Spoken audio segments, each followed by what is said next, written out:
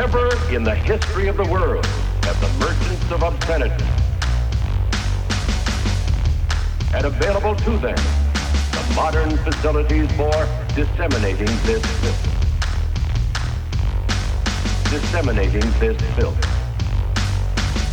The onslaught of the communist masters of deceit. Bingo. Comma. Slutz. Bingo. Comma. Slutz. Bingo. Comma. Slutz. Bingo. Comma. Slutz.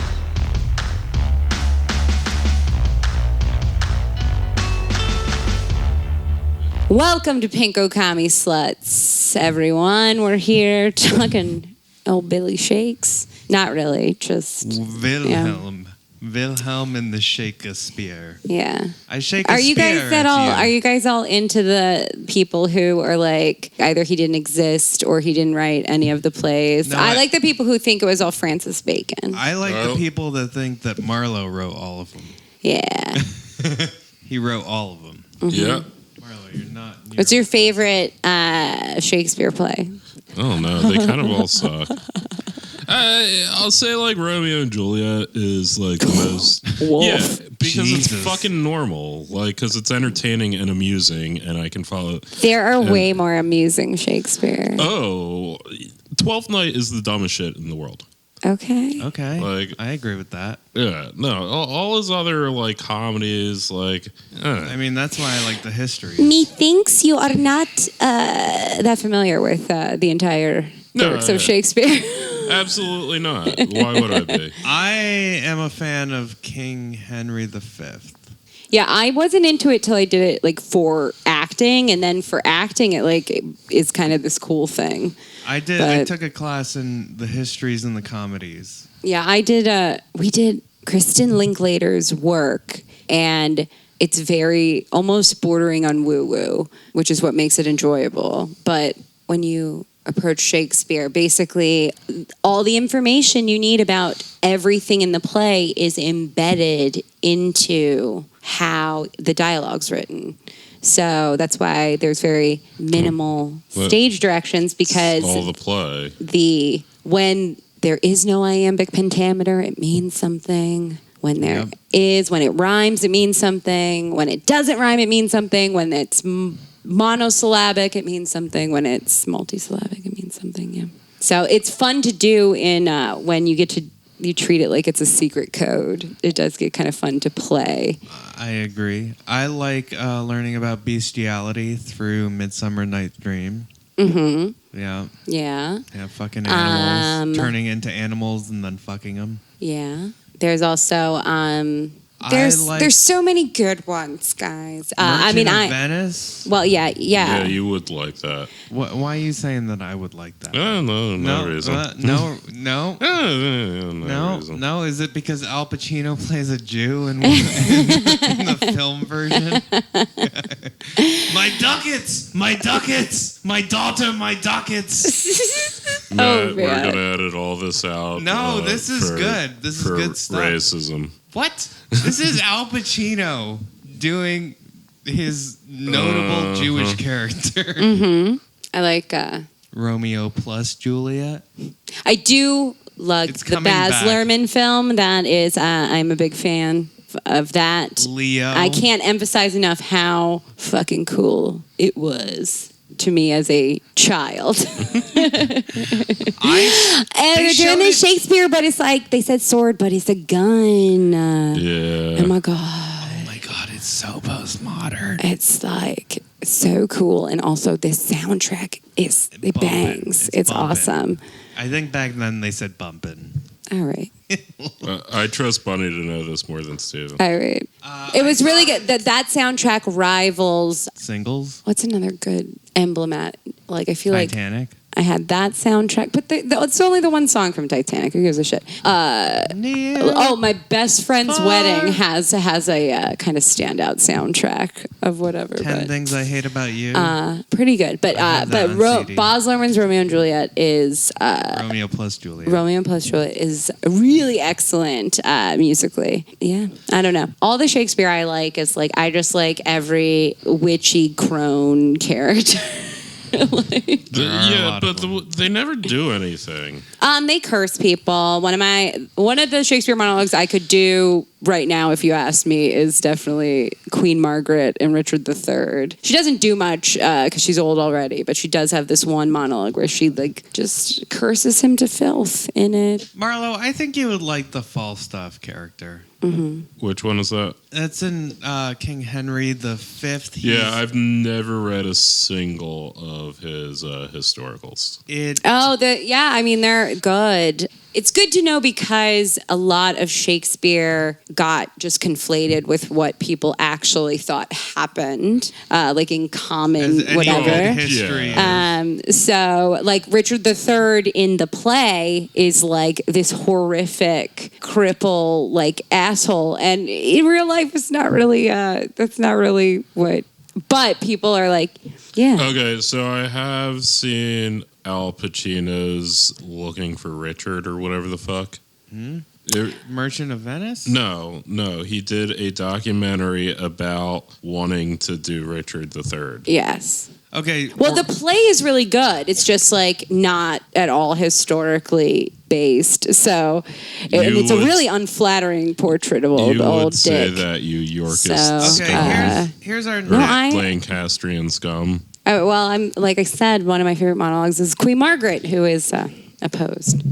And also, she is revealing her long-standing Lancastrian partisanship from the War of the Roses. Mm-hmm. I got shown Chimes at Midnight, which is it's basically Falstaff, and Falstaff is played by Orson Welles in one of the most riveting, charismatic performances on screen, and I think you would really appreciate it. I just have like an image of Orson Welles doing any Shakespeare, which is him just going, verily. He's just and thus. He's just your over the top bump, like yeah, exactly. Big-hearted fella, big-livered, big-hearted guy. Yeah, Orson Welles. Anyway, so this is one. a movie review episode, Gay. but it doesn't have anything to do with Shakespeare. Nope. I mean, we could talk about AOC's dress. That's funny. Nobody wants to talk about AOC's dress. I mean, the only people who want to talk about it are fucking norms and dipshits. The dress is meaningless, but also you already knew that, and no one cares. All of you are scum. All of you who are listening right now are scum. I just don't like that there's not room to, like, I'm fine with moving AOC to a mind file in my brain that's like... I thought you were going to say like an institution. No. Where it's like, yeah, like, she's a politician. There are things I like about her. But, like, bitch is goofy. Because you got to be a fucking psychopath to be a politician. In the first place. So I'm not even like, every time I don't participate in a discourse, it is by choice. I am just pointedly not commenting on it because it is like I am indifferent to it. Like absolutely I think the dress was ugly. It was super ugly. I wanted to point that we should all I think the dress was ugly. I'm sorry. Ugly it I was. think like on paper her little earnestness of like I chose this designer who is a black woman and etc. Like whatever. Like yes, and a lot of people talked about it and da. I just think the real thing that people of frankly disparate political stripes, the real issue they have with AOC is that bitch thinks she's cute and it is a grave sin. Like that is what, and it's encouraging people to project all kinds of bullshit onto her, and because she's attractive, people are like, this is all like looks and for show and no stuff. And then it sucks because, you know, it's not like a 1-for-1, but it's like, well, she did do some things. And like, you know, whatever. You can give her credit where credit's due if you're not a fucking... And you could critique her from actual things. Yeah, from actual exactly. things. That's the whole thing. She's fucking shitty about foreign policy every other fucking day. Yeah. But I think there's a fundamental, like, I just want to even pull back to like the pop culture dipshit ephemera of this, where these consistent like misunderstandings of things get like cycled over and over and over again. Like, you know, I think all of us know she did not pay fucking $40,000 to go to the Met Gala. Politicians from New York are often invited, as it is a cultural institution within our... Yeah, every dialogue about her going to the Met Gala is incredibly fucking stupid. Did you see our buddy, our old buddy, Cubo-Greek, Nicole Maliatakis made like... some merch like in response. Your Greek buddy. Yeah, my Greek buddy there. That was like, she paid $30,000 to go, and I was like, this bitch, man, she didn't get invited. Well, yeah, there's exactly two. I think she says another word in between there. There's two interpretations of AOC going to the Met Gala, which is on the one hand, she paid $40,000 to smoke the testicles of poor children, or B, she went to support arts which are super important to her. And both of those are stupid for exactly opposite reasons. And I want to just caveat, the Met Gala itself, if you're not aware, is not about the arts in general. It's not about the Metropolitan Museum of Art in general. It's specifically about the Costume Institute, but the real thing of it is the event itself. It's it's influential New Yorkers getting together to just do and it's that, one event where the actual fashion of it, where it's not a designer showing you things, where the actual fashion of it is sort of the central focus. So what you're saying is the ball from Cinderella. So also there's always a theme. Did you guys know what this year's theme was? Absolutely not. In America, a lexicon of fashion. What does that mean? I hate it when they pick a fucking grammatology of fashion. Yeah, like I hate it when they pick something so kind of fashion. Yeah, like one year the theme was cam. Phallogocentric. The difference of fashion. It's just like, okay, yeah, whatever. She's a politician and she's going to a fancy politician thing that you don't get to go to. And that's the deal you made when you acknowledged that politicians exist in the United States. Deal with it. Well, I just like thought experiment. I'm always curious what people think people should do.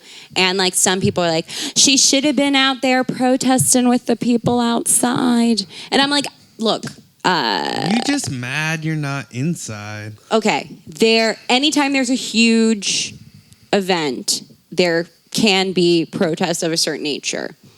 Is the target, I don't know. Like people I just attending it? I just think when we start this like mishmashing of like where it's this very vague idea of the elite that's got more to do with them being fancier than me. If the protests were there for AOC to attend, there should be some infrastructural machinery of a unified American left to coordinate between protests. Yeah, not every protest and the politicians of the left. Yeah.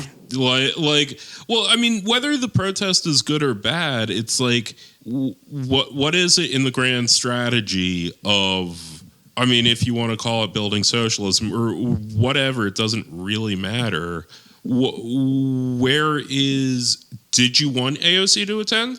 Would that have been helpful for AOC to attend? Did you coordinate with AOC what about the time she has been at the protest instead of the event and da-da-da. Like, they don't give a shit. But I mean, it's I'm just telling like, you, they don't like that she thinks she's cute. She's earnest. There could be And I don't like it coordinated, that much either, but... Like, there could, in fact, be a coordinated socialist left movement in the United States that would marry, protests against whatever with politicians and this, that, and the other thing. And there could be a socialist caucus or party that says, oh, we are boycotting the Met Gala as socialists for this reason. That could all exist in a world where there's a unified American left that would do these things and talk about these things and plan these things. But short of that, it's just certain people having an idea in their brain that was half formed when they were reminded the Met Gala existed. And like, that's really what it comes down to, is maybe your strategy is good. Maybe she should have boycotted the Met Gala. Maybe. But that would have to be a process of a much stronger left-wing movement than exists in the United States. Yeah. Also, though, socialism is not simply being like, there's rich people over there. Right. Like that's not a coherent thing. I haven't heard one thing that the protests outside were doing.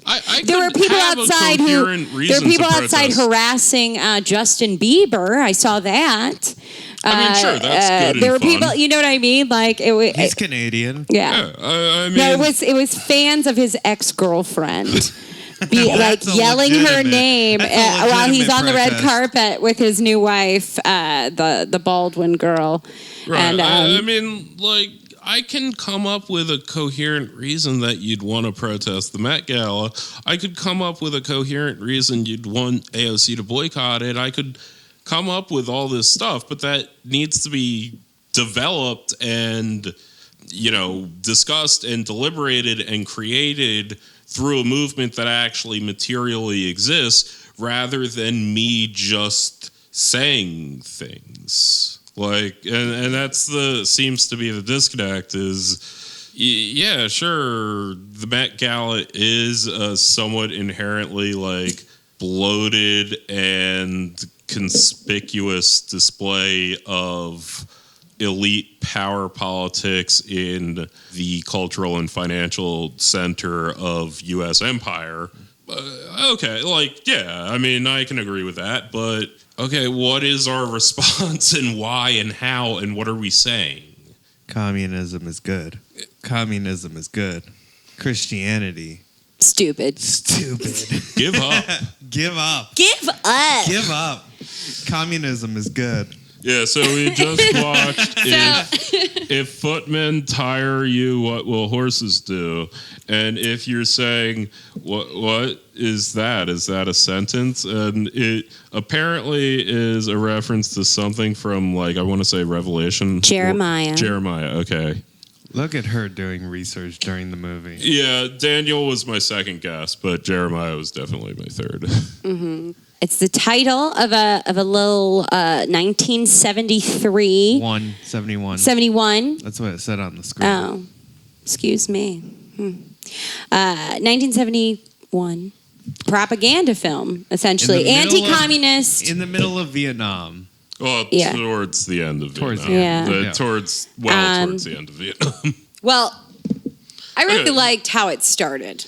Oh, okay. Yes. So it is It's a 1971 propaganda film done by... It's a Christian movie done by an independent Baptist sect. In many ways, it's very much just a 1970s evangelical Christian film. And if you've seen them and you think, oh, those are just like really boring and it's all just like a guy's sermon, sometimes framed by vignettes, that's what it is structurally.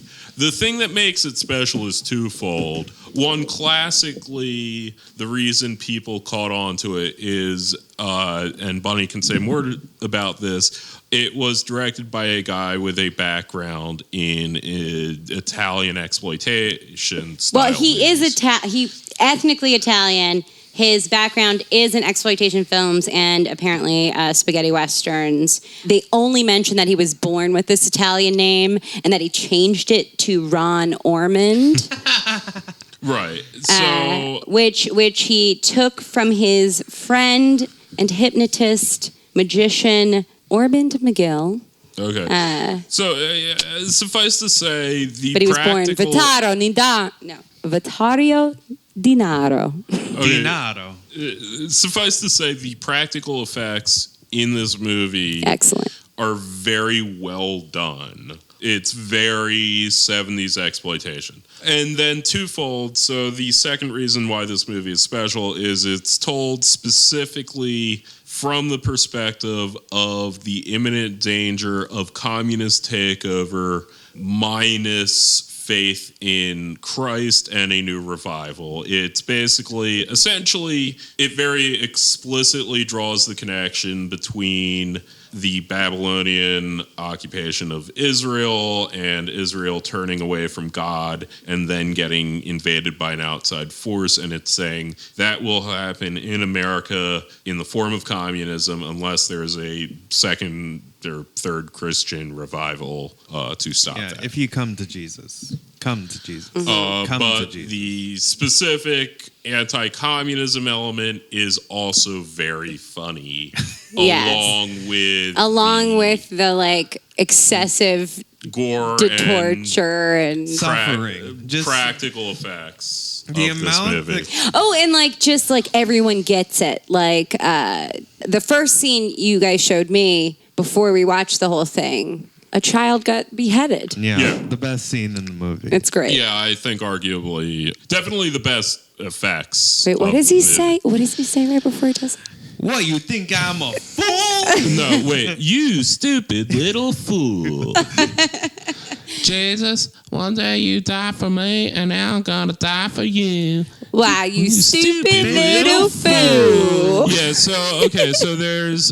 describe this movie. Oh, I do want to mention the name of the preacher and the guy who wrote It looks this. like Ross Perot. His name, did you know his name? It's lovely. He's Mr. Reverend Estes Perkle. Okay. Oh, yeah, he did say Estes in the middle. Estes Perkle. Okay, so the movie starts Estes with Percolator. Reverend Perkle It's time for the explaining percolator. to you that you're watching a movie. I'm going to make that remix. Yeah, there you go. So Reverend Perkle explains to you, audience, I understand what you're thinking. I'm not actually a little man standing in front of you, that you're watching a movie right now. And I'm going to show you what has actually happened in communist countries, but make them American so you care. And It's so funny. But every single incident we're talking about really happened. so then the movie starts, and Judy is being driven to church by her sideburns having boyfriend. Yep. Who she wants to fuck. Who she has been fucking furiously for like 2 months now. And so He's a lover, not a... yeah, Not and- a not a Christian. and she's like, yeah, you should come to this sometime. And he's like, I'm a lover, not a Christian. So she walks in whorishly late to church. And then like basically a walk walks of down shame. the aisle to the second from the front pew. Yeah, like, everyone is looking at Like, and come on, judging bitch. her. that's not how it works. Wearing last night's dress that is exactly Soiled. the same Soiled as undies. everyone else's dress in this small Texas town, stinking of whoredom. And so she sits down in the middle of this dude's sermon, Perkle's sermon. So Perkle introduces you, and he's like, you're about to watch a movie. I'm in it. I'm doing a sermon.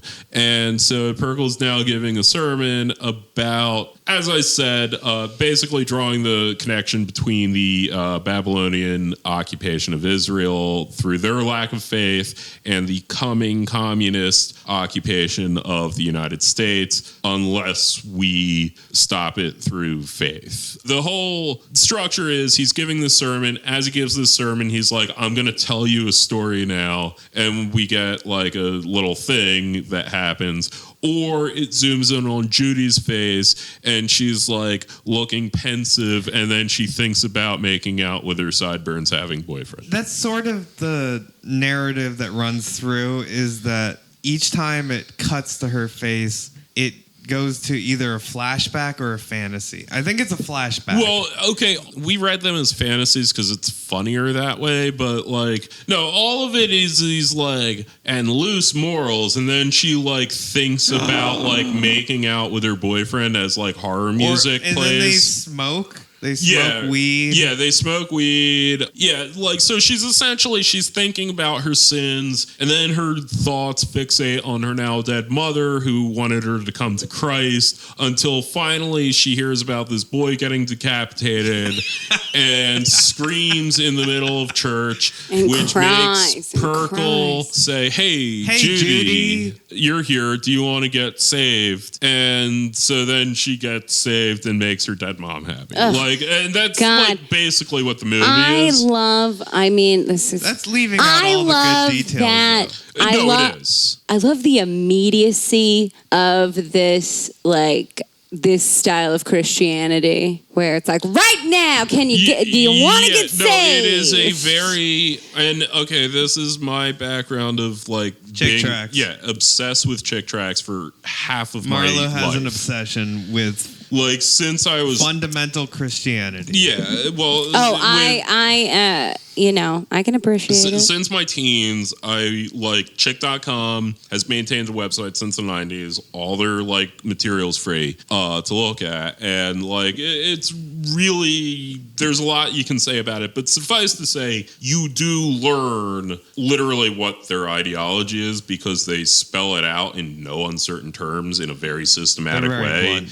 So yeah, no, it is a very salesman numbers like idea of your goal is to do a hard sell on as many people as possible to get them all saved. Whether or not they get saved is not your responsibility. Well, duh. Yeah. But your job is to just tell as many people as possible and get them saved. And if they seem interested, you gotta like drive them down to like right now. And so the whole movie, you can say it is about, communist takeover, but what it's really about is saving Judy, because it also focuses very much on her now dead mom praying all these times, especially in the end scenes, the mom specifically praying that Judy would get saved as Judy is getting saved. And Judy is a placeholder for us all as we are vulnerable, especially poorish women.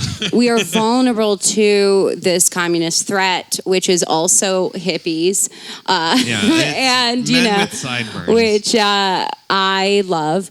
And the only way to like foment against it is via the blood of Christ. Which, again, is not unfair for 1971. Or really well done fake blood, which they have a lot of in this movie. Yes. So we do need to at some point transition into why would you want to watch this movie? Because I am laying out we haven't sold it to you already? No, it's the greatest movie of all time. That should be apparent to everyone in the audience. Yeah, I'm laying out very dryly what the movie is and why it's boring. Well, it's just got some great I don't know why you lead with these things, Marlo. Because the people ought to know. But no, so within this, you laid out though. You were like, this has great effects in it. Yeah.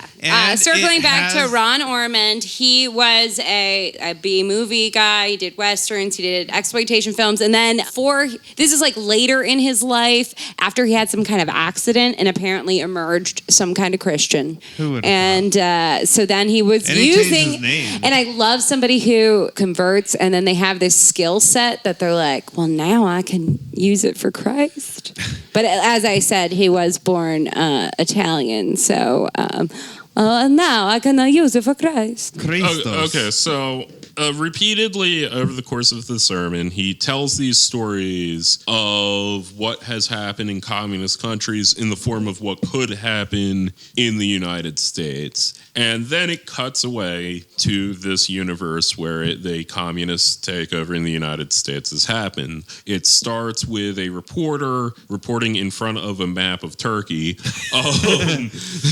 It actually, like, as Steve, I think, pointed out, it was probably more focused on Israel, but it was very zoomed out, and Turkey was I think Bunny said it was Middle East. Yeah, I was saying my guess would be that it's supposed to be the Holy Land. It's supposed to show, Israel, Jordan, etc. Zoomed out, but like focused on the Mediterranean and like Turkey and stuff. They didn't even have the coast of Turkey. It's really focused on the Anyway, so essentially the Fertile Crescent. Yeah, so he had this map up to show you how the communists landed in Washington, D.C.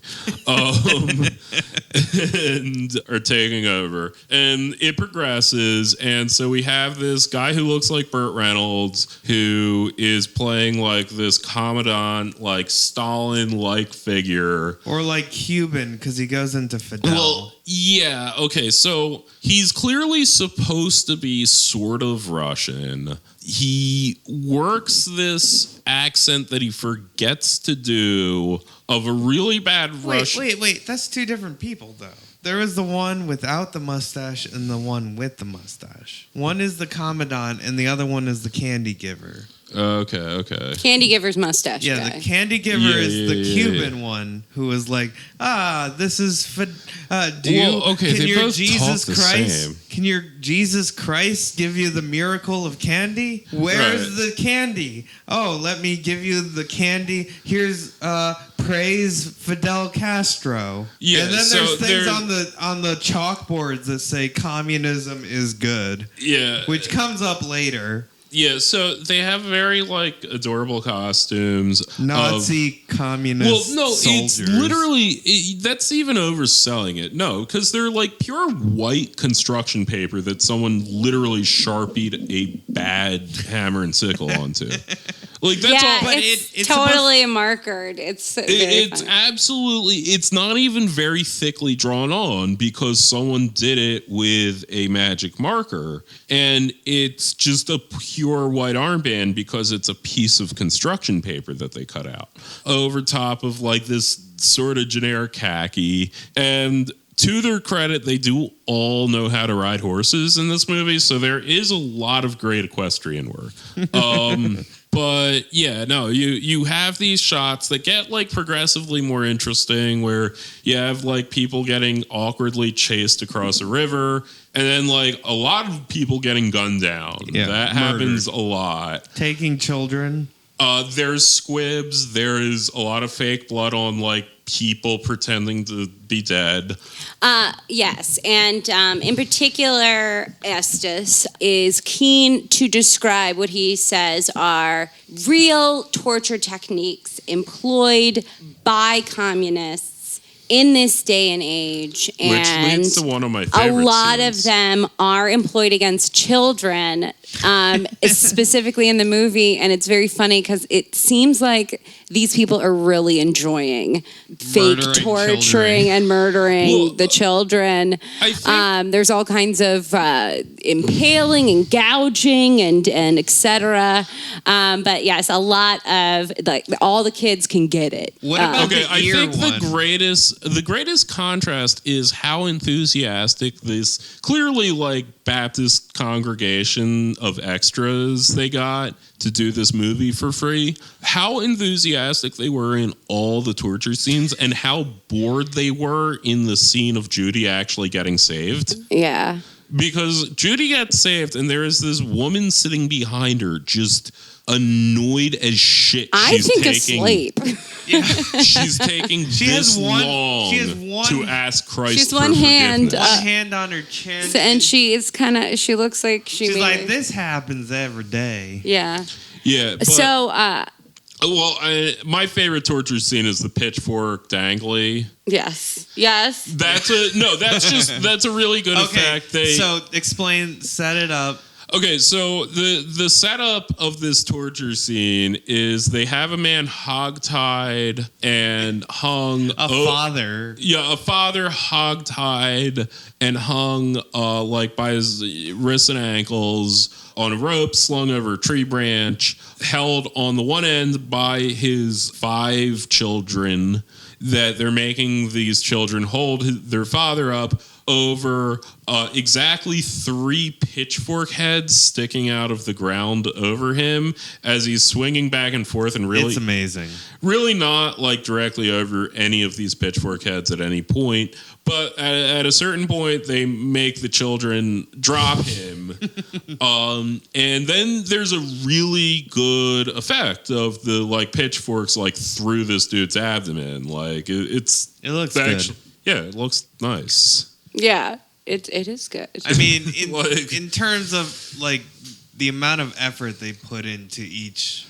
Anyway, it should also be pointed out there the extent of what communism is concerned with in this movie is like do you believe in Jesus? Okay, we have to kill you. Would you still believe in Jesus if we killed you? Oh, well, I guess we really have to kill you now. That's literally there's nothing else. I mean, it's a very like confused movie in that area where the things he points out that are bad about communism is that you have to work more than 40 hours a week and you get less than 2 weeks vacation a year. You get exactly 2 days of vacation. Yeah, no, Both of which are used to praise communism. I mean, like there goes the 40-hour-a-week job. The thing you won't they have are really weekends. You'll have focusing 6 on. days of work, or maybe even 7 And days. some of work. guy's gonna come to your house and get you up and make you walk to work. Yeah, the thing they're really focused on is like mid 20th century American blue collar comfort. So Reverend Estes Perkel, this started as a sermon of the same name for the I have the Jeremiah quote, but I also have a quote. I don't know. Do you guys know about Jeremiah? Yes. Okay. He was a bullfrog. Yeah. Now Jeremiah was a bullfrog. Anyway, so Jeremiah is talking to God as you do in the Old Testament, and he's like, why do others who don't serve God are more fortunate than me sometimes? And God's like, Jeremiah, you haven't been challenged enough. And the quote is, if you have run with the footmen and they have wearied you, then how can you contend with horses? And if in the land of peace wherein you trusted they wearied you, then how will you do in the swelling of Jordan, which was in the map, by the way. And then Perkel says, he uses this because he says, if you can't serve God now, what will you do when the communists take over? I want to ask you how you're going to face that. God is not interested in us coming to him with our complaints. And basically, what are you going to do now when you're going to be tired later because the communists are going to take over? I like the way you read that, but, one thing that the reader should know is he does not read it like that. He reads it extremely dispassionately.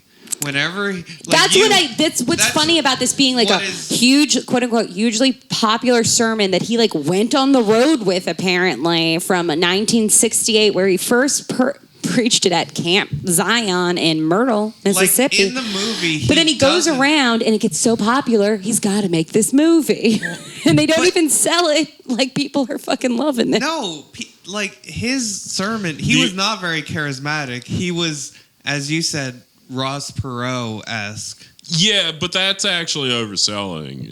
No, if we're talking style.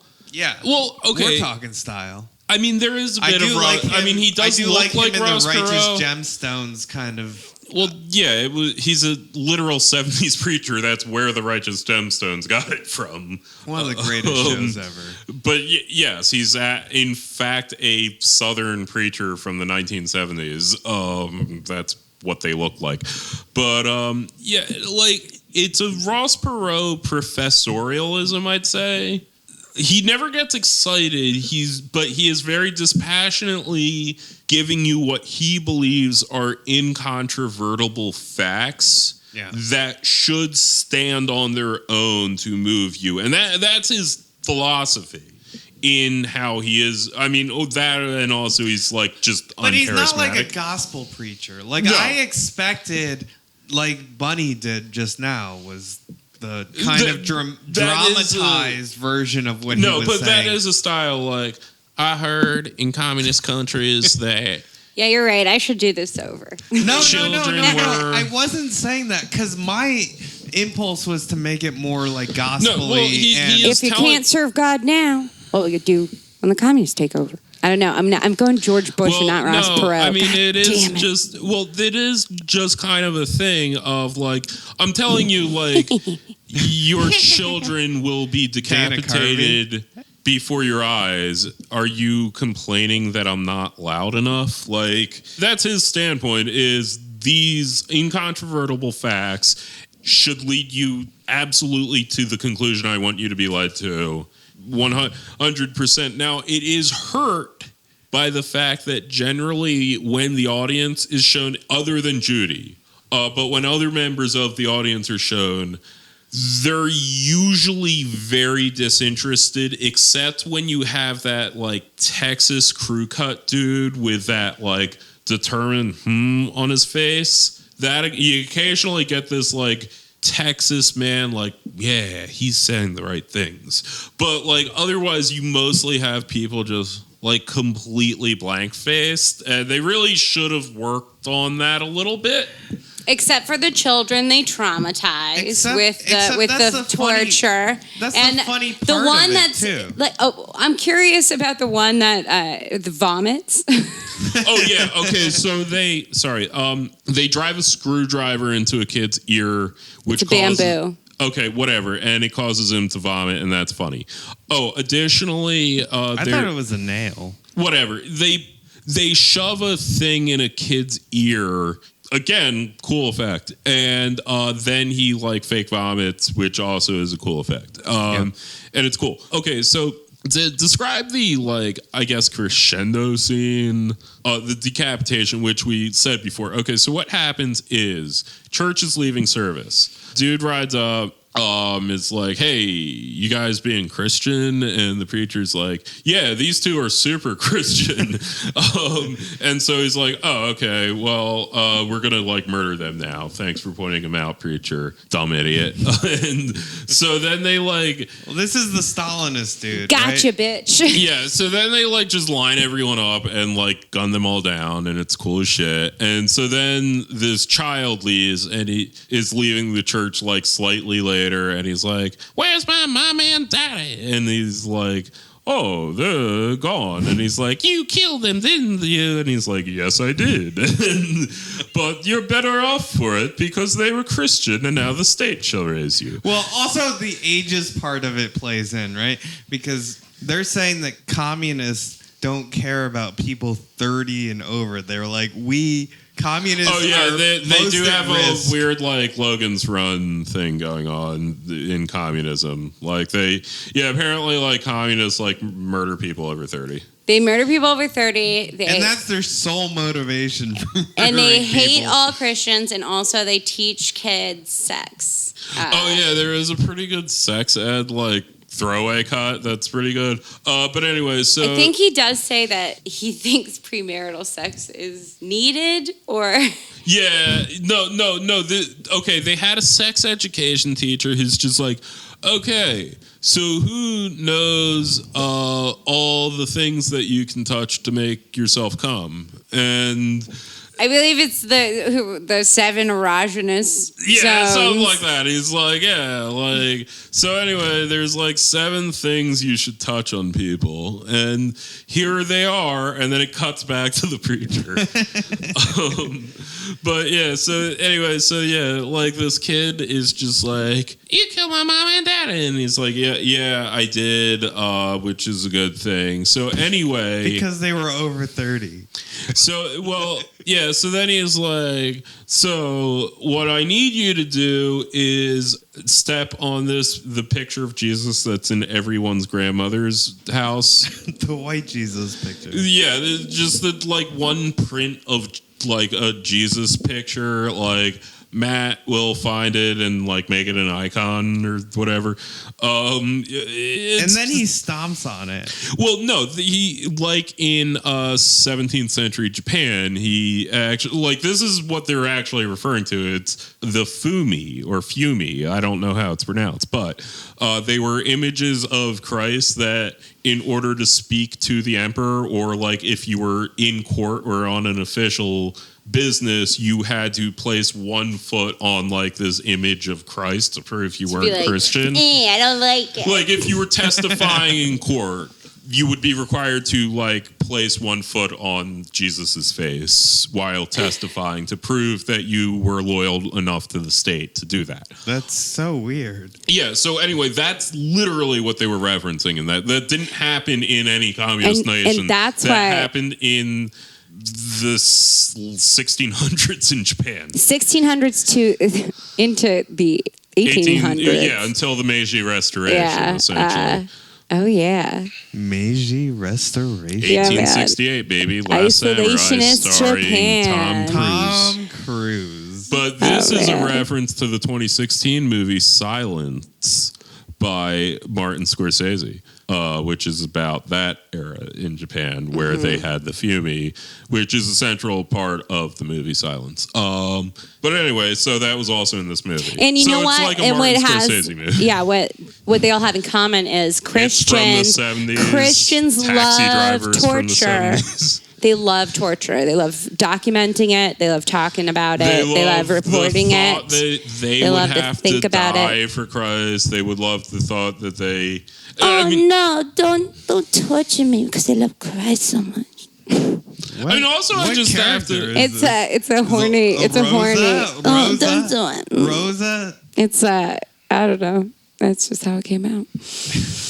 Yeah. Yeah, but Martina. It's Martina. like also I just have to Esperanza. point out the fumi were used to their credit against Catholics who are much like the Orthodox quasi-pagan in their idolatry. Yeah, it's just an absurd thing to think. Yeah, well, anyway, these are iconic. An absurd thing to think that the tertiary belief system of Protestant Christians is somehow keyed into a real thing. Well, anyway, these are iconoclastic. Oh, this is some passive-aggressive bullshit right here. Neo-Calvinists. It's weird to me. She's throwing barbs at your I know. affinity for Protestantism. I don't actually care. I'm making the argument from their perspective. They should not actually give a shit about stepping on Christ. It's like you're not dying for Christ. You're dying to not scuff up a really cheap print of Jesus that you bought from a thrift store. Theologically and intellectually, this should actually be a harder question, even for them, as to whether a child should die to not step on a picture of Jesus. It's my only point. Yeah, but communists No, but that's kill not children. the question. The question is that when that moment comes and your faith is questioned and you have the opportunity to live and lie about your faith in Christ or tell the truth and die, you better tell the truth and die. Them's the rules. That was a recurring theme in this. Oh, that's what these people love. This is why I like the Shia, where they just build it in, where it's if the government is saying we're going to kill you if you're Shia, and then someone holds a sword to your throat and is like, "Are you Shia?" You can say no, it's fine. Don't be an asshole. Make them leave and then do a Shia prayer. That's what I like about the Shia. That's why they're better than the Protestants. Catholics? Catholics have the kind of prayer to the rosary kind of if you do a sin. So you can... Yeah, well they've got the whole easiest of all because it's just whatever. Do what it doesn't matter. Do you feel bad? Then you ask for forgiveness. You don't even have to do a spell. As the spellmaster, but I mean, how do you feel about that? Greek Orthodoxy is more like you are encouraged to have a personal mysticism type relationship, but also do these rituals and sacraments. But if you can't do them, as long as you have this connection. And also, if you're on your period, you can't do them. Well, yeah. There's definitely rules about being on your period, or if you just had a baby, etc. You can't go near where we make the wine turn into Christ's blood. I don't know, the day-to-day of it and the reliance. It's just like we don't have to do confession. It's not like one of the things you have to do in your sacraments or whatever. You could do it or whatever. There's a ritual for that, but it's not like crazy important. But like there is this like sort of paradoxical belief about like icons, right? Because we've got all the icons, and any old Greek lady's got a bunch of them hanging out somewhere, maybe with a bunch of stuff burning around it, etc. Now, so culturally, Marlo's looking like I don't think we are encouraged to die if somebody wanted to stomp on it or whatever. Marlo feels like you're making his point for you. But compare that to a people who are famous for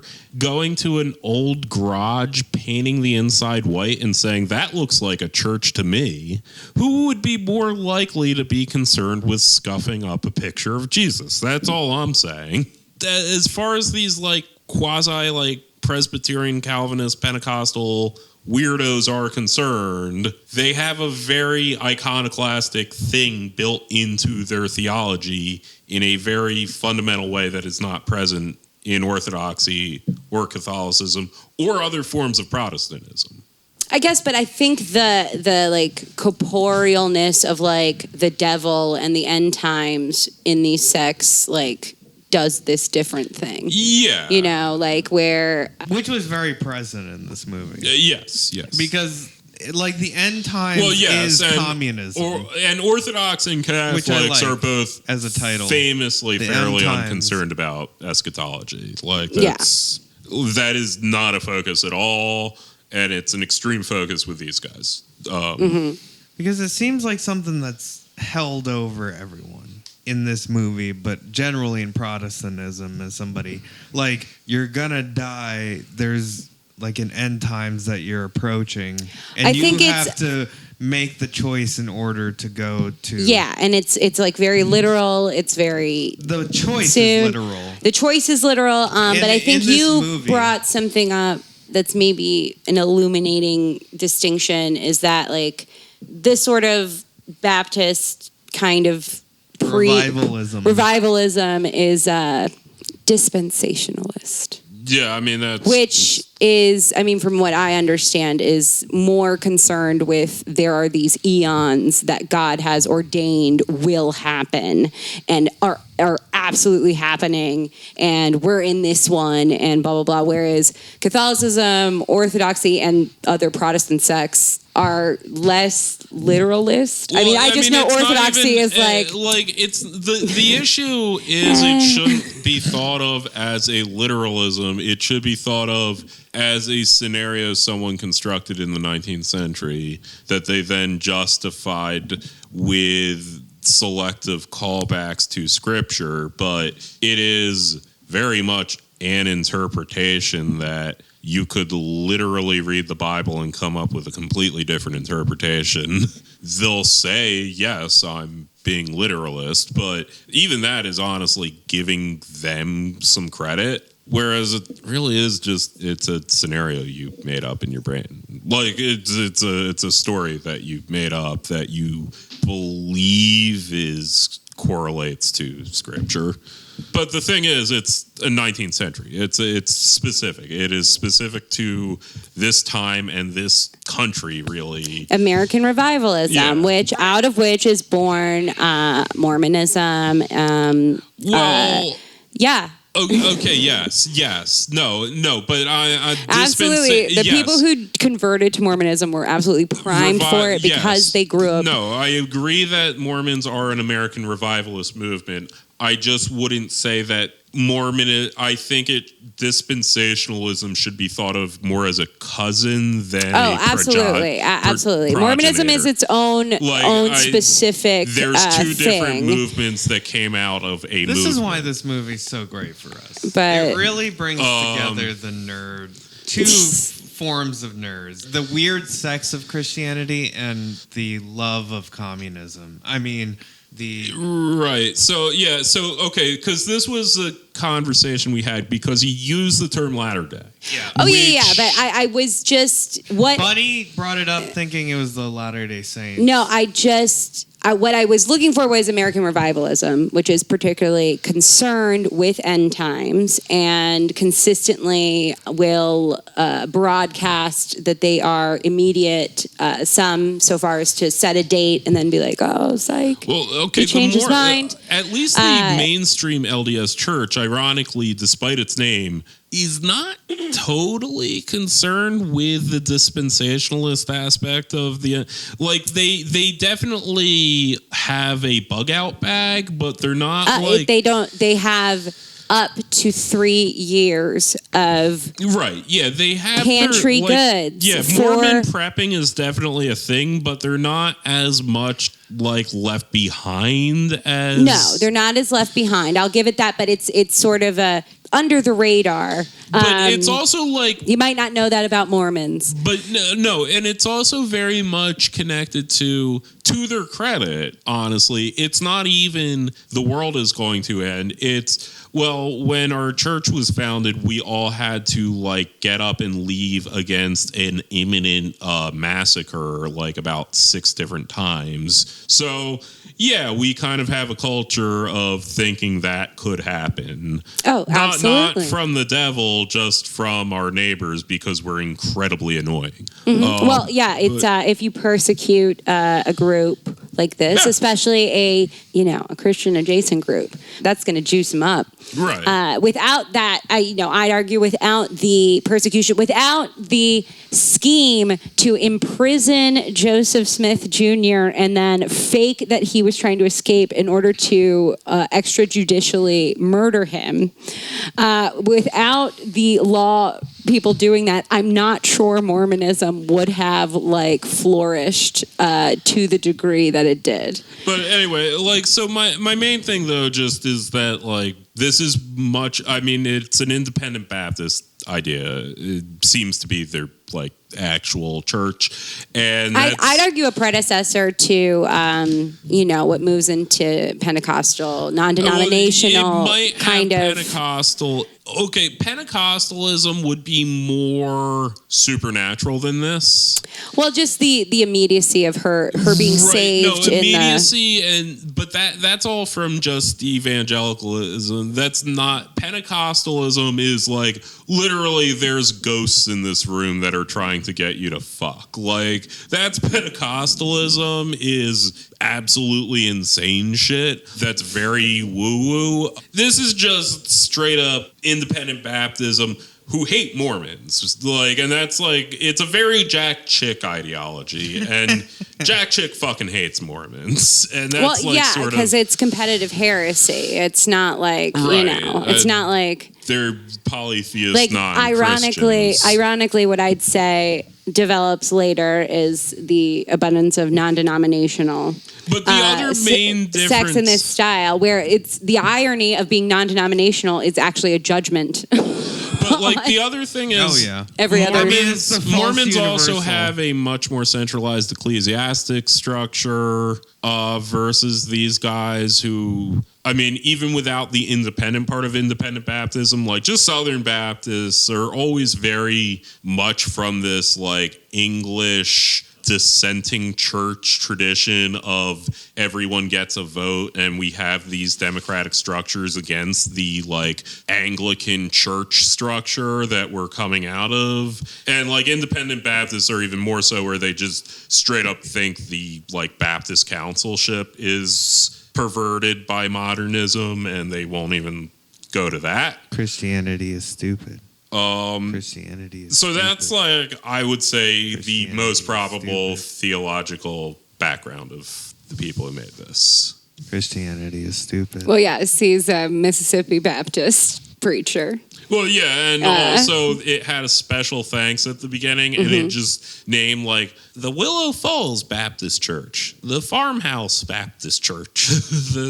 I always perceived most Baptist church to be rather independent than a sort of organized. So there's the Southern Baptist Council, which is split off from the... I feel like it's a big corporation. Okay, so there are different ecclesiastical structures within different Protestant denominations, Christian denominations generally, and Baptists are known for like essentially having a structure that's very horizontal and very democratic, and the churches as a whole come together as a council without like a centralized pope figure or even like council of elders figure that like from my come from essentially a protest against the Anglican structure. Like that's where they come from. So it's this very almost Enlightenment idea of democracy applied to their church. And like it is funny that Baptists are an Enlightenment institution, but they kind of are. Oh yeah. I mean they're American also, right? Well, no, they started in England, but then in America you had, I forget what the current name for it is, but like essentially the National Baptist Council, they got this weird thing about slavery in their head. So then the Southern Baptist Council split off. And that's what Southern Baptists are today. And that's what the other Baptists who are not Southern Baptists. Okay. And then there's Independent Baptists that essentially take Baptist doctrine and take that general mindset and theology of Baptist churches, but just doesn't affiliate with either of the major councils. Okay, how would you define that in terms of communism and their hatred for communism? Where... No, they just view it as a fundamentally anti-Christian secularist... Well, is it based in like some Protestant work ethic that they have that... I mean, they were pretty adamant about the 40-hour work week and the weekends. That's just like incredibly dated shit from the movie being made in the 70s when this notion of the great compromise between labor and management was like that happened post World War II was still like a reality. Yeah, it did seem weird because that's often overlooked that it was seen as in competition with communism. And the odd thing was that the 40-hour work week and the like weekends was driven because communism was a competing ideology. Sure, but at the time it was a part of the American middle class lifestyle was seen not coming from labor, but at that point was a fundamental. Marlo's air quoting middle class, by the way. Like was a fundamental part of your rights as an American. Right, which I think still we feel haunted by that. Like, except it isn't anymore, and it sounds silly and to I think that. that's what I want to transition to is why does this feel so dated? This feels like from a different country in a different era, which was great. Like, you know, it's like teleporting I mean, back it is from 50 years ago. 50 years ago, but like 50 years ago. And it was made for $8. No, I mean, like, you can watch something 50 years ago and the same country. It was made for like no money by insane Like I can people. recognize the world of, you know, the Jimmy Stewart kind of America. I know what you're saying. In particular, there was a moment where he was really harping on women getting married more than once. And and I was like, oh, that's so funny how the seriousness with which he's approaching that is sort of laughable to me because even your average, 5 years from no fault divorce at this point. Yeah. Like, I mean, we're within the decade where no fault divorce gets introduced. Yeah. So, I mean, this is like, I am always into those moments where it like lets me into like, oh yeah, like this is a different time of where also even it should though be pointed out that like this is also a very rural town in Texas, but in an independent Baptist. Is it in Texas? Yeah. I thought thought That it was. in the review that we watched, was that it was Texas. And also, some of the accents, I mean, I don't want to act like I'm an expert, but I thought some of the accents sounded very Texas-y. But maybe I just don't know what I'm talking about. I don't know. I was trying to find out where it was filmed, but I can't find anything definitive. All I know is that Estes was, is it Eustis or Estes? I mean, either way, there are literal, like, Eustis? large parts of the United States He's today from where Mississippi, and he was preaching in Mississippi. being introduced to someone and following up with I'm so-and-so, I'm so-and-so, which church do you go to, is like very much in parts of America today a common thing. And like there is, well, no, I mean, it is like you can get into, like you can say like. I do want to point out, I did look it up, all United States Baptist Church are autonomous by any organization is just essentially like a little corporation they're starting amongst each other. Still, but they come together in these councils. They agree to be a part of the council, and they can leave it. But it doesn't function the same way like an archdiocese or like something does, where there is a like hierarchy and a very definitive Right. They coordinate and trade ideas and like sometimes will adopt like, okay, this is an agreed upon doctrine of faith. But like even their approach to the Bible is very funny where like you'll get other churches like the Lutherans will say, we accept the Nicene Creed.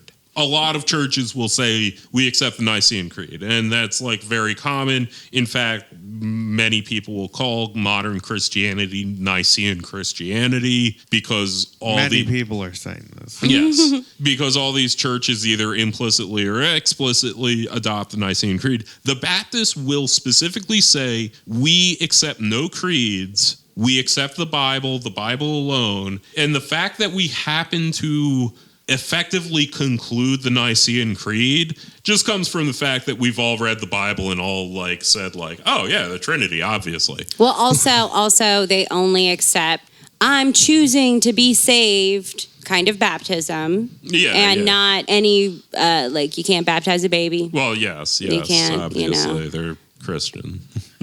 Oh damn, he's throwing down these. I mean, I guess I don't know. This kind of thing where people can get saved a million times and get washed in the blood of Jesus and fucking so dramatic. I'm like, all right, yeah. Yeah, no, we just need a dude with.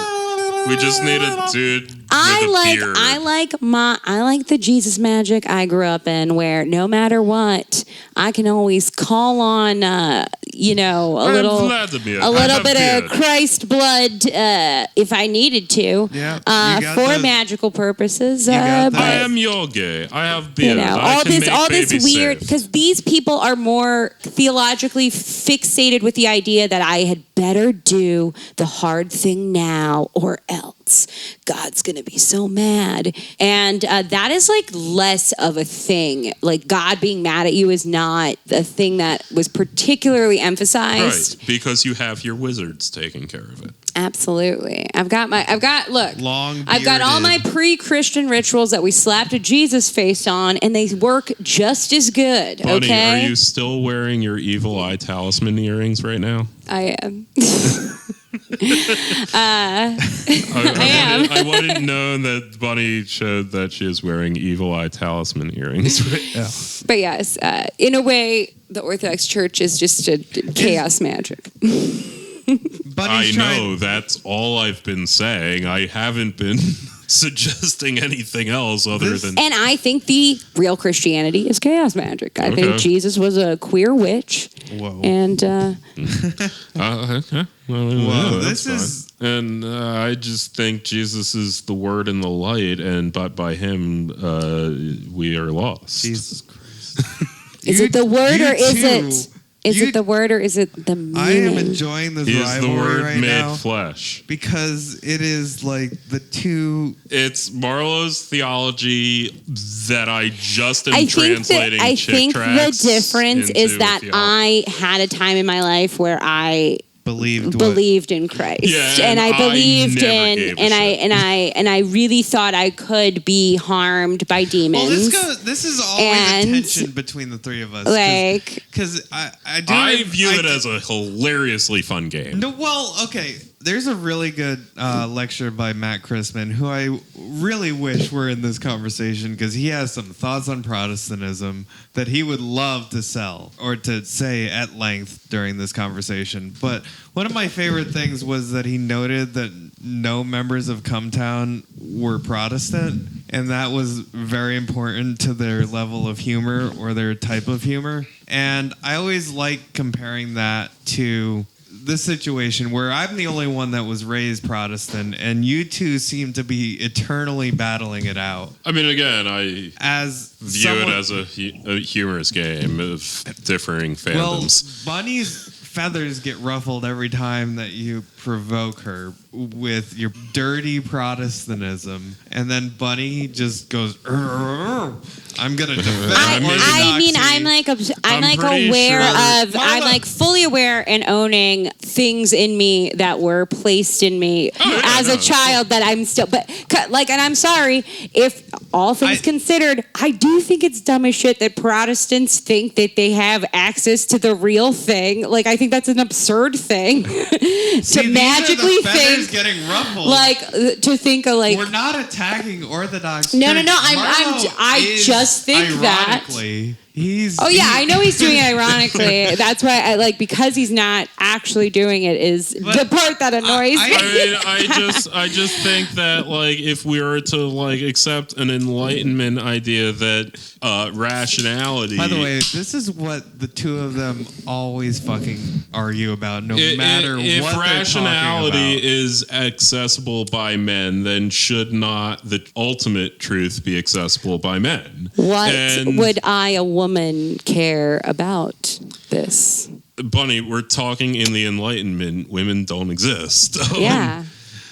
Yeah. But no, I'm just saying aware. that if you think that you need to ask a wizard to bless a lamb for you in order to That's get not to heaven, it, though. You could do it yourself because you have the she oil. is getting Like, hot. that's the thing. It's nice to have the priest do it.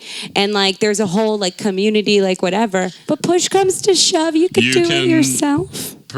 purchase talismans from the wizards instead. What Bunny says is that everyone can bless haram. Right, but also and I'm kosher. simply saying What's the that. difference between haram and kosher? Well, two different languages, two different religions, and also they mean the opposite thing. That's what I wanted. But anyway, yeah, no, I just think that it is Back to Christianity. Yeah, instead of, doing a spell, you could simply intellectually know God through reading the Bible. The Bible? Through what Bible? Through whose words again? And who? And Whoa, what? How Bunny are they just got ruffled translated? again. And like, what do they mean? Okay, well, I'm gonna. One quarter, we have. Okay, you want me to go Bunny Jack getting her Chick? feather ruffled. You want me to go I Jack just Chick? don't see how someone who's I'll only had tell you- access to a mere translation Well, of because a, the King James Version is the inspired word of God in English, Bunny. yeah, if you believe KJV 1611 is actually, in fact, the inspired word of Bunny God looks in so English. angry at Marlo right now. I just think it's an absurd thing to think. Well, it's absurd to so you tell think- me so you think our when the Bible village says- magic is So whatever, you but think- this convenient logical magic.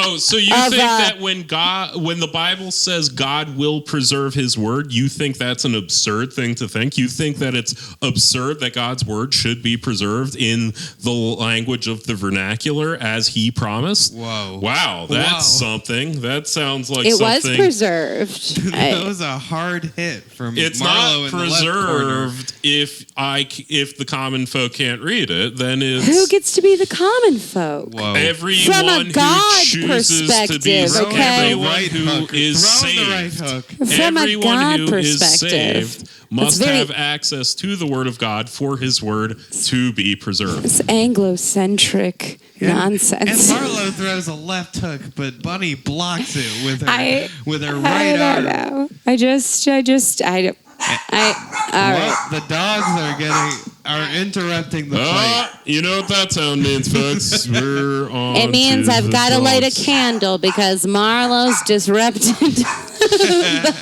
the vibes. And it means that I don't have to do anything because I know in my heart I am saved because I have the blood of Christ protecting me. And the right hook to the abdomen. But you go like fucking. I can light never your not smudge have stick. I can never not have it. I just have Round two like. starts again. Yeah, until you run out of dried sage. Whoa.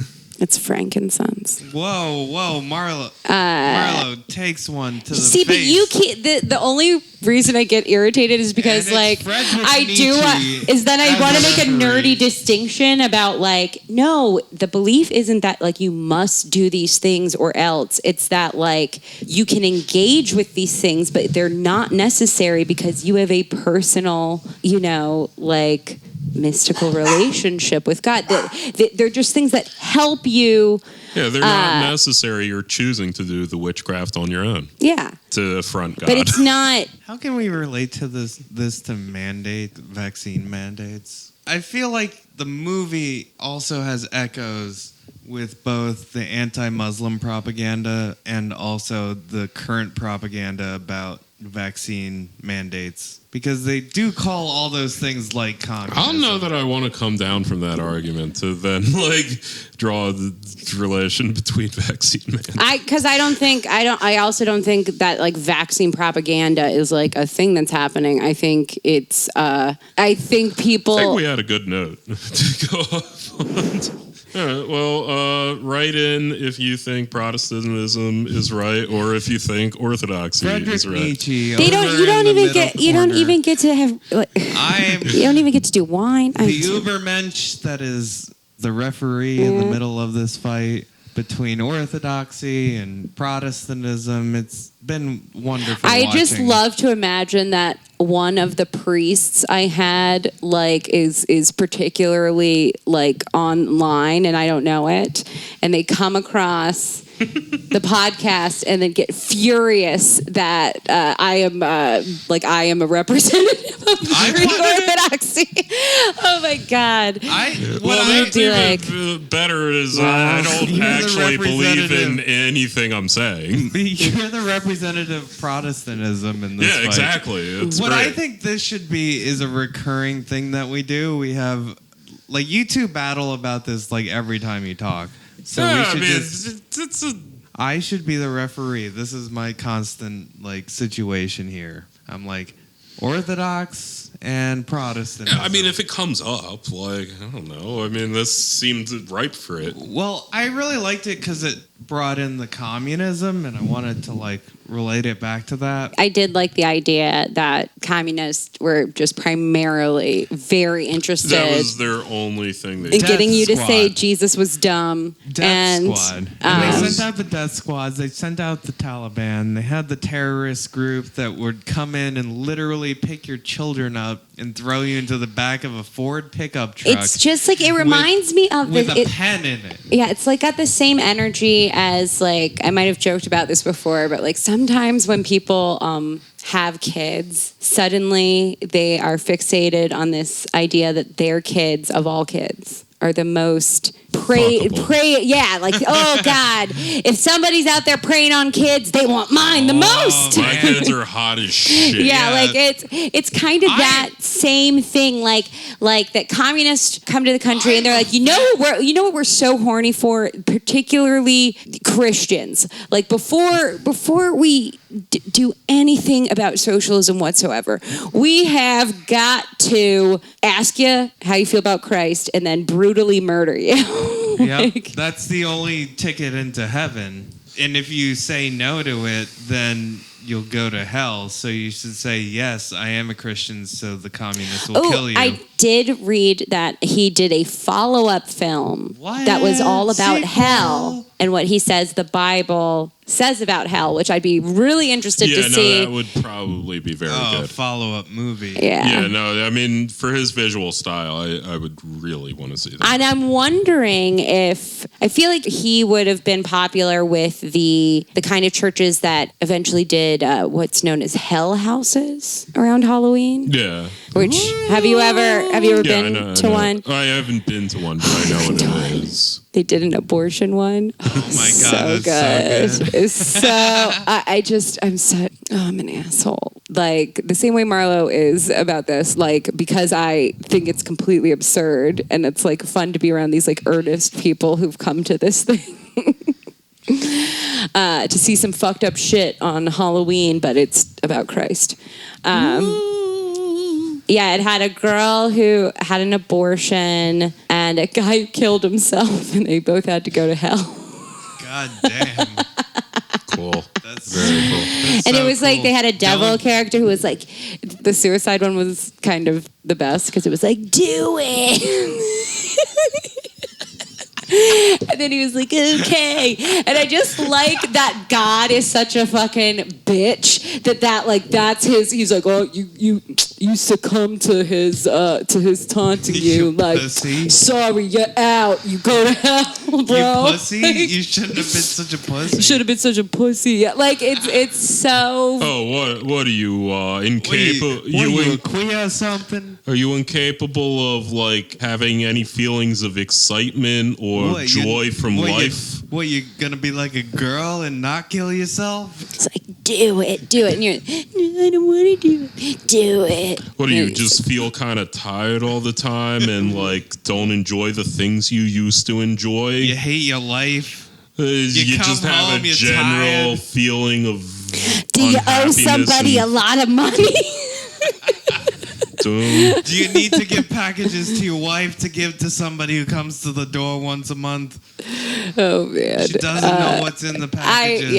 I don't know. Duckets. I don't know because another distinction theologically is there's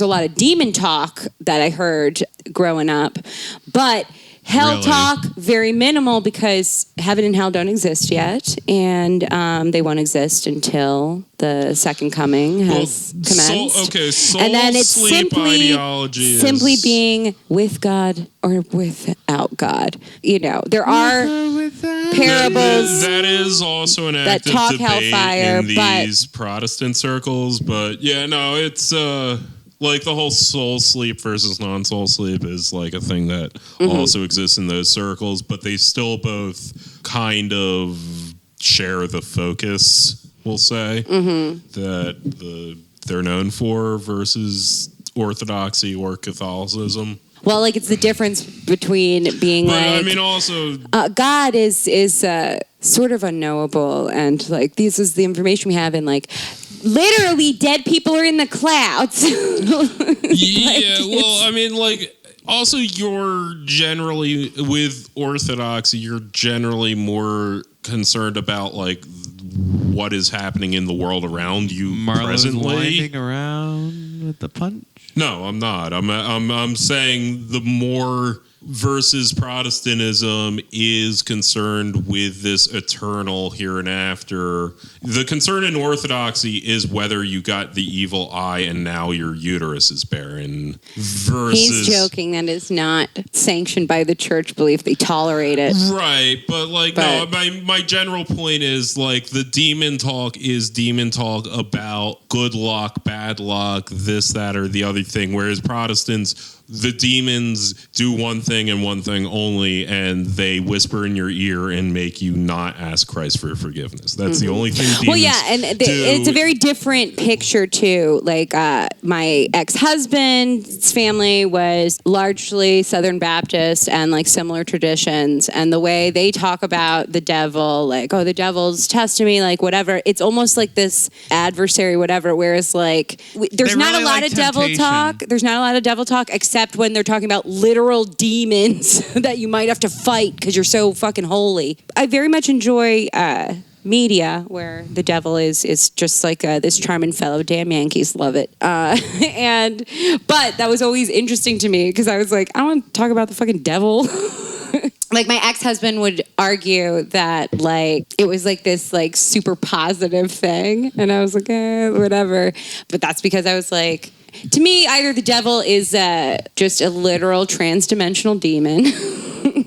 Don't go for the ice cream, you'll get the devil. But like, I'm just The like, why would he devil's give a talking in shit? your Like, ear. all that stuff is so not stuff I grew up with, right? Like, it was way more like folk beliefs, superstitions, evil eye, and similar things. okay. But like, Yeah, who but would that's have much thought more you're about. explaining that to Marlo. But that's much more policing, like Right. It's like interpersonal your behavior. religion is as much a part of your culture and community and day-to-day experience versus an Enlightenment intellectual argument that will guarantee you a direct payout for an input. Like, yeah, no, that's like where this line of Protestantism comes from. It isn't actually about your life It's right like- now at all. If you believe in God, that is no guarantee that your life will be any different. Yeah. Doesn't matter. In All fact, you have to do is in believe. fact, according to us, it will be decidedly worse. It'll be bad. And you will suffer for it. And none of that matters because it is all about the here and after.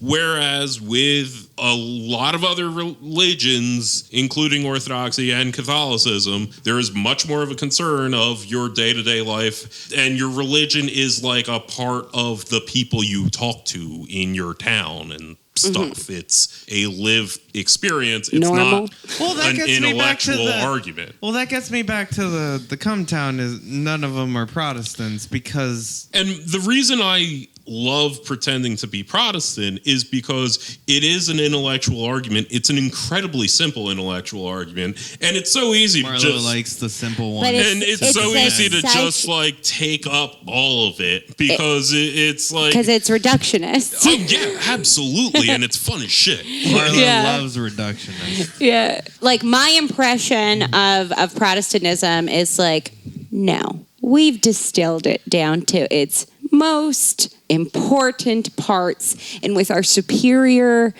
Western, Northern European white man intellect, It is a proto-enlightenment. we movement. are the ones who actually get it. And I love that. It is in the same way that every person has access to rationality and thus every person women. can govern. Every person has access to salvation and thus every person can be a church. I mean, that is essentially what you get down to. An entrepreneur. Is you don't need a community, you need to understand how God works, and every person has the capability of doing that. And I mean, that's what the argument is, and It's very individualistic, it is super individualistic. Yeah.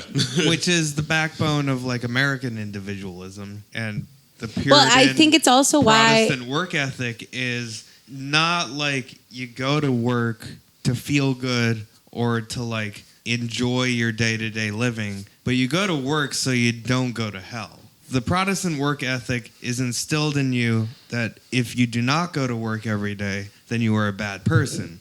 And if you are a bad person, then you are more likely to go to hell.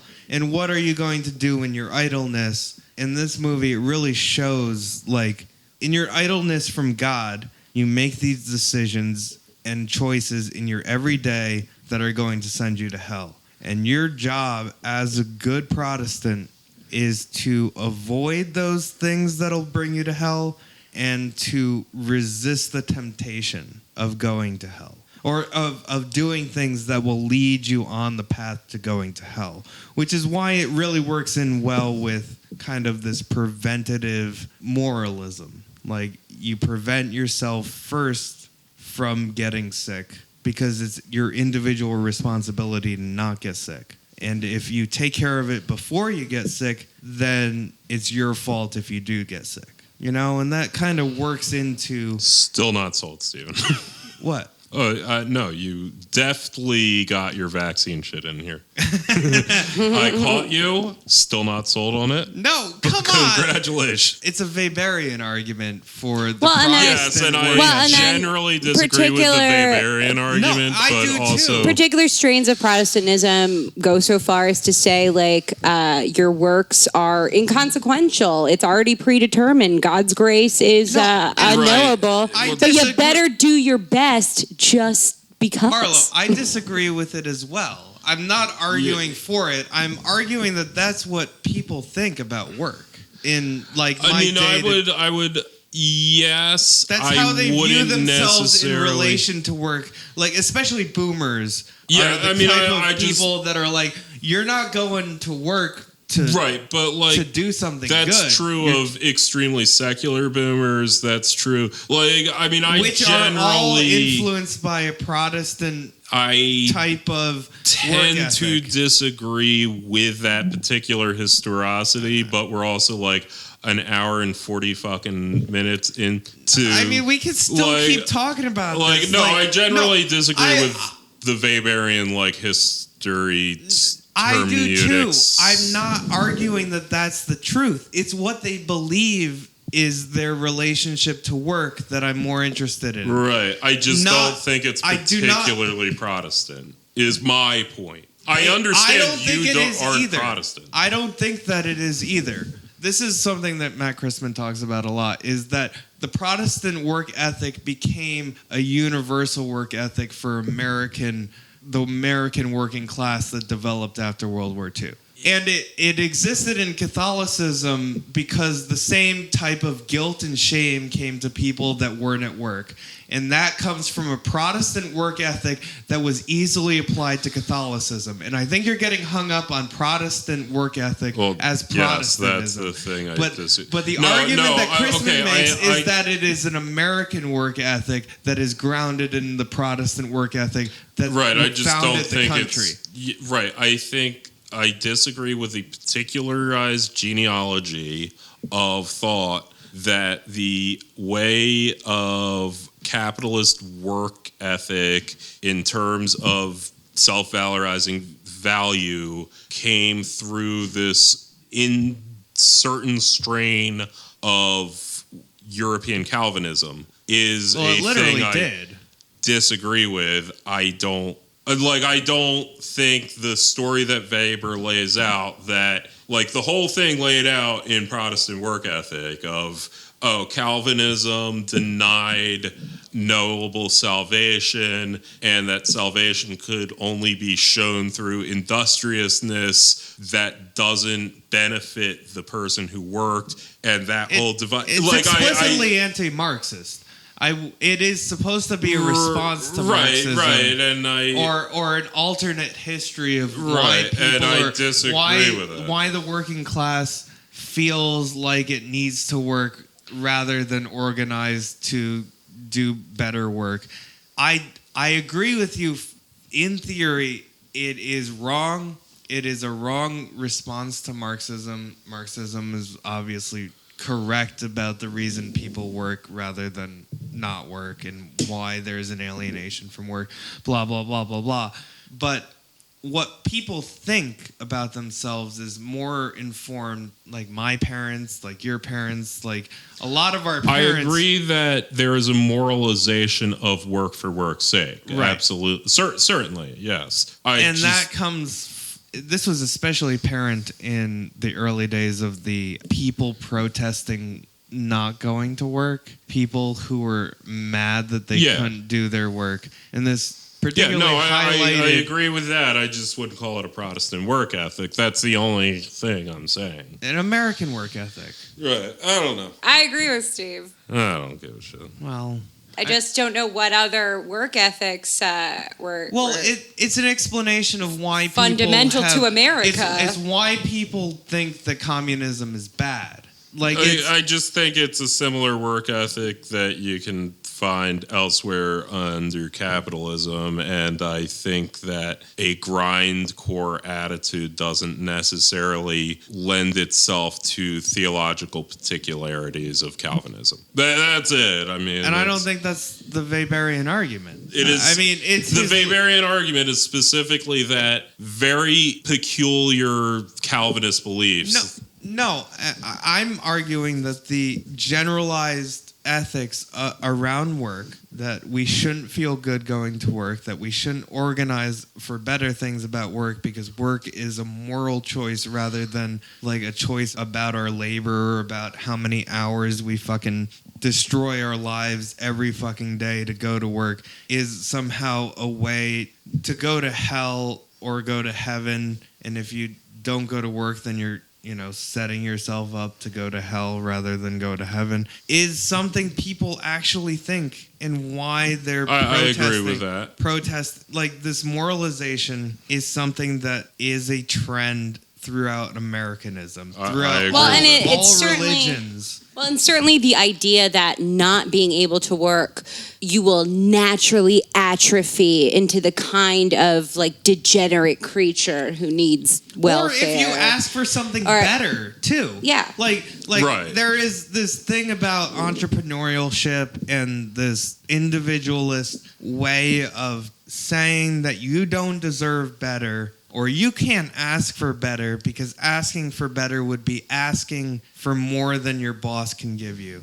Because if you ask for better, then you're taking away from the money that the corporation that you're working for is. And that's very rooted in I should suffer for my job, which is agreed on display, particularly in Catholicism, but also in Protestantism, which are the two general trends. I think it started American. with the 12 labors of Hercules. Everyone heard labors and it's like, yeah. He's just really trying to provoke you. No, I think he's really just trying to check out. To me, a difference between like old world Christianity and Protestant ideas about work is the personalization of like, it matters to God if I go to work and am efficient and thrifty and etc. Whereas like you could approach work, with the idea of serving others, with some Christy ideas in Catholicism or Orthodoxy or certain Protestantisms that lean that way, but it's then less you're just like running up against the alienation of labor. And the fact of the matter is, if you're a peasant living in a cooperative village going to work on a farm because this job on a farm needs to be done for everyone to eat, that's different than I'm working for a large corporation that's doing something for somebody, and it's like, who am I? I don't know. But the other thing is that, okay, so like the other distinction with particularly when people are talking about Protestant work ethic in America is like the Calvinist part of it is that unlike Catholics with works of like, oh, if you did these works, it's a manifestation of your faith and works with whatever the fucking thing is. Calvinists were like, it's predestined, doesn't actually matter. Like, it's a barren, sad thing. But you have to, there's in this life, like, you have to do these things. But there's this like fetish of this like austere, like doing it anyway, quiet, like. You're theologically required to have full faith in your electiveness, which will be manifested through austere and productive service. And it's simply the values of the cultures rammed through Christian rationalization. I'm aware of what Weber's argument. I'm just saying from like the perspective of like what people associate with WASPs, with like these things, like these tendencies existed culturally before Calvinism, right? Arguably, no, they didn't in a lot of ways. And the one thing I'll credit Weber for is, no, there is definitely, also Marx came up with this, but there is a difference between productive labor to an alienated end and feudal peasant labor that was more cooperative, and the product of your labor was very much the collective effort of your community to have food. Like, the point I'm meaning to make is that, like, the things that are valued, that, like, are like, these are traits in an individual that are most valued and are the best. Those things were already, like... Despite what Cinderella would imply, starting a small business was not a big concern of medieval peasantry. Well, Oh, okay.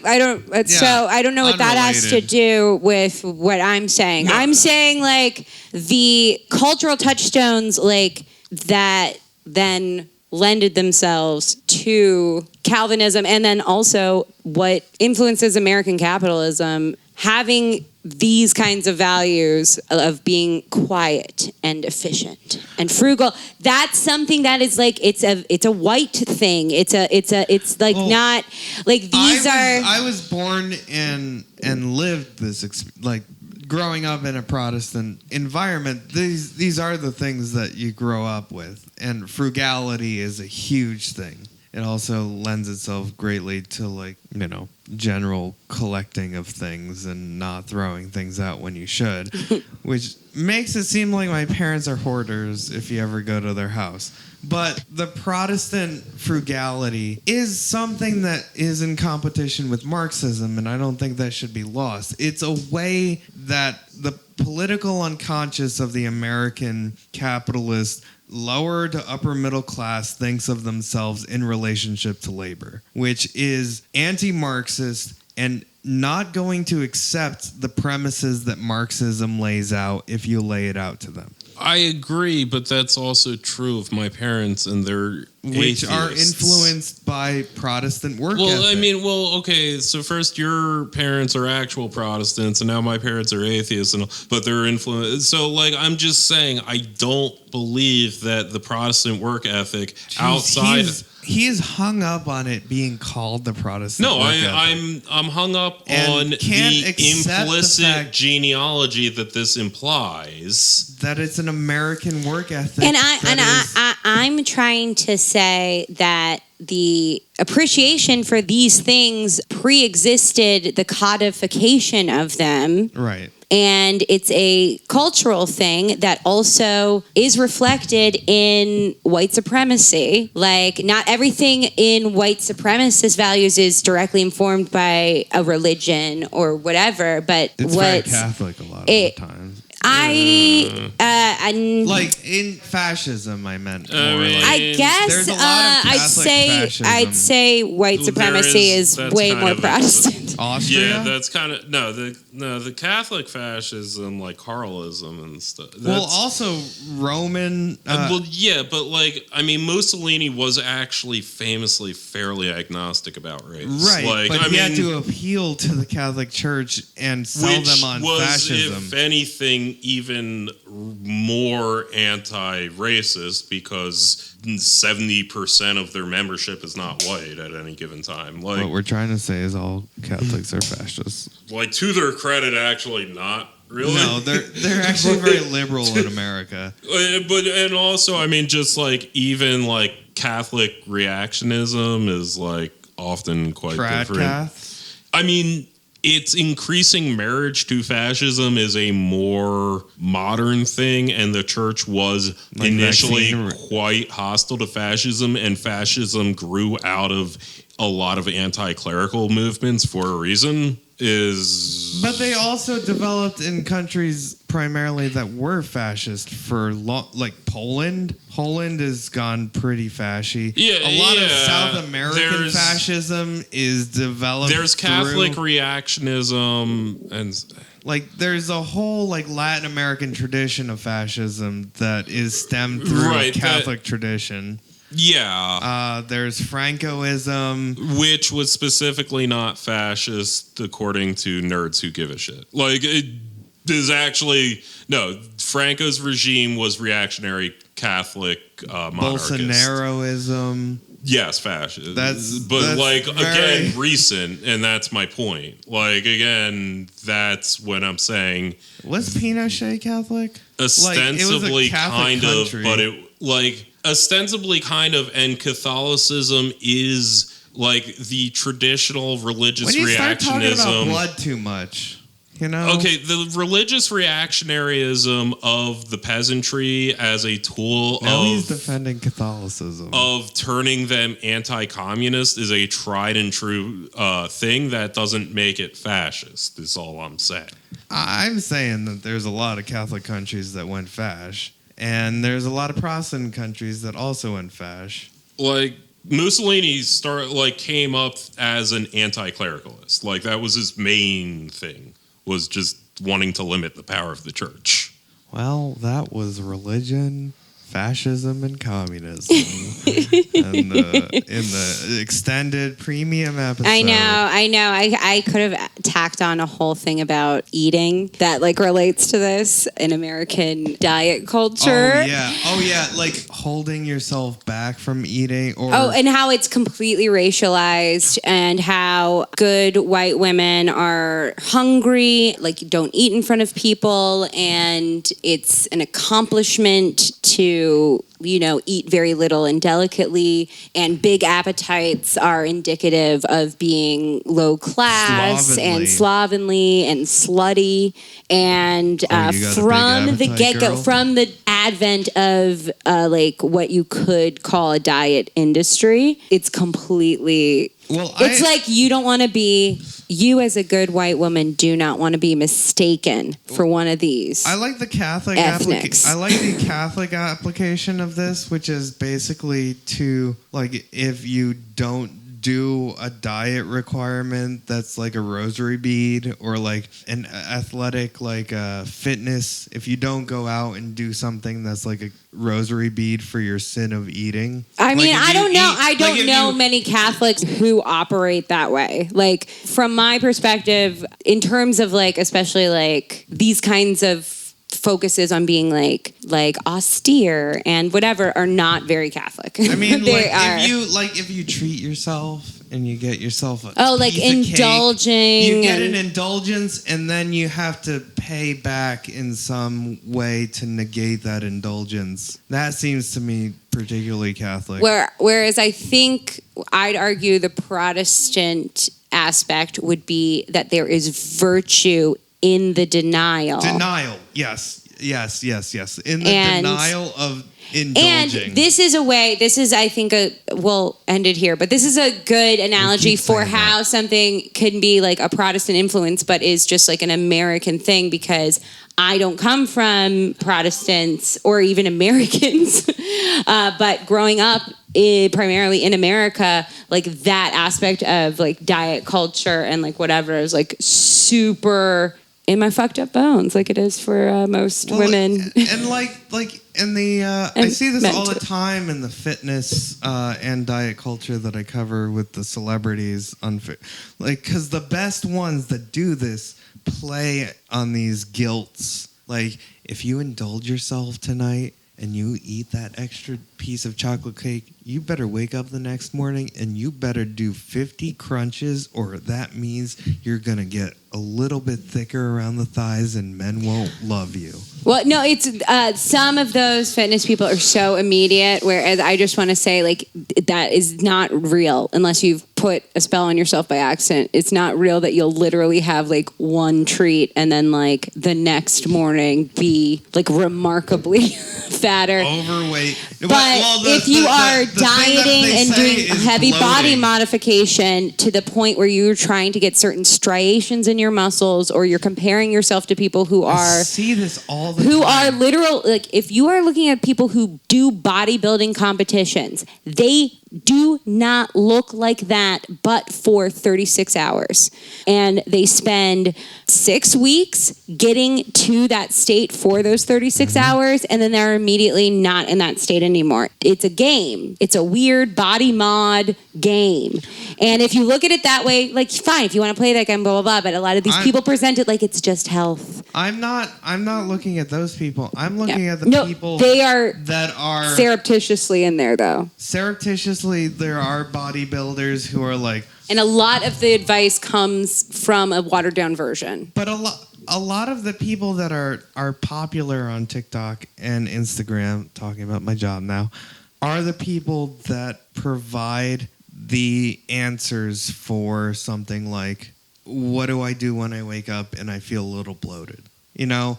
And these are the steps that you can take to remove that bloat, like immediately, to make yourself feel better because, you know, whatever, last night you indulged yourself and had a chocolate cake. Or not a full chocolate cake, but a whole piece of a chocolate cake. And you didn't deny yourself the pleasure that you would get from it, because pleasure is the thing that Instagram and TikTok commodifies. Like, if you can feel pleasure from both the chocolate cake and the fitness routine that you do afterwards, where you're doing 25 squats and 25 push-ups and then running 2 miles with your whatever, you know, there's a certain pleasure in that as well. Yeah, it's a real jouissance. Yeah, jouissance. Jouissance. Am I supposed to say it now? Jouissance. Jouissance. Jouissance? The pleasure of desire. The Le desire. pleasure of desire. I'm doing Québécois. Quoi? I'm doing Québécois. Your mom's my object, petite. Speaking of which, Duolingo. Stop being cowards. Do a French Canadian version. God damn.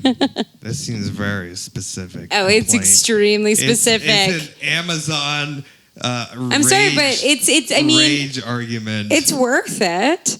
I mean, like Parisian French is peut-être, and like Québécois it's peut-être. Like, come on, you need to hear the difference. It's a game, Duolingo. Let's do it. Can you give me a password so I can get a Duolingo? It's free. What? Duolingo is free as fuck. You dude. can pay to like. Yeah, you can pay for it if you're a sucker. If At you- that point, just get a better language program. Whatever. But yeah, the whole point of Duolingo is that no one would pay for that shit. We should all learn a language, and then by the end of our we end our podcast when we're fully fluent in that language. Ich red Yiddish. Oh man. Well. This has been a night. Yeah. All right. Done. 2 hours. All right. Hour. It's a Shalom Aleichem. yeah. Ramadan. Bye. I didn't even talk about Norm Macdonald. Oh shit. Oh well. I was gonna bring it up. Yeah, it's too sad for several reasons. Because I liked him, and also he was a man. God, I'm so jealous of men in comedy. You guys have it great. It's not in not you comedy. guys in here. I'm We're saying not. guys in I'm not in comedy comedy at do. all. These guys are not in comedy. Out there. Just a The PSA. hypothetical guys in The women in comedy, when we meet our heroes, do not get to have the same experience as our male counterparts. So I came to discover that several friends of mine had not great experiences with Norm. So sucks because I love Norm Macdonald. He's Canadian and also very directly influential on me. It sucks.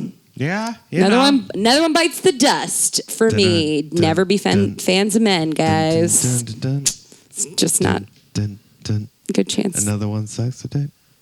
Another one sucks the dick. God damn it. I guess that's how we're ending it. Goodbye.